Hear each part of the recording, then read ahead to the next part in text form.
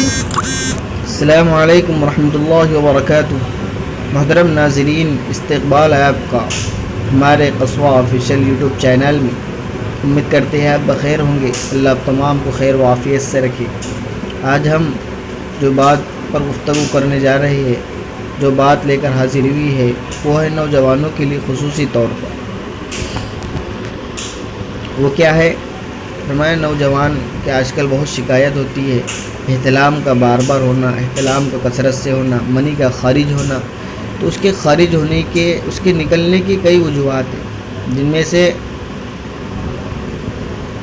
4 بتلائی ہیں۔ 4 وجوہ سے احتلام ہوتا ہے، منی خارج ہوتی ہے۔ اور 4 وجوہات کیا ہے؟ نمبر 1، گندے خیالات، گندے خواب دیکھنا، گندی ویڈیوز دیکھنا اور گندی باتیں کرنا، یہ اس کے ذریعے سے احتلام ہوتا ہے۔ نمبر 2 کیا ہے؟ بد ہضمی، پیٹ کی خرابی کی وجہ سے بھی احتلام ہوتا ہے۔ نمبر 3، مثانے کی کمزوری کی وجہ سے، اس کے ذریعے بھی مثانہ اگر کسی کا کمزور ہے تو اس سے بھی احتلام ہوتا ہے۔ نمبر 4، منی کی تھیلی پر یعنی بھر جانے کی وجہ سے، منی کی تھیلی اگر بھر گئی تو نئی منی جو پیدا ہوتی ہے اس کے لیے جگہ نہیں ہوتی، تو وہ باہر نکل جاتی ہے۔ اس لیے یہ 4 وجوہات ہیں جن کی بنا پر احتلام ہوتا ہے۔ 3 وجوہ جس سے بدن میں کمزوری ہوتی ہے، ایک وجہ کی وجہ سے بدن میں کمزوری نہیں ہوتی۔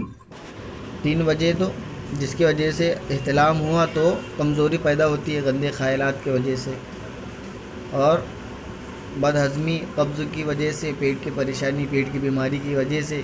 اس لیے کہ ہر چیز کا علاج ہے، اس لیے ہم کسی جہاں ہم رہتے ہیں جو حکیم ہیں اس سے ہم رابطہ کریں، اس سے ہم دوائی ضرور لیں، اس کو چھوٹی بیماری نہ سمجھیں۔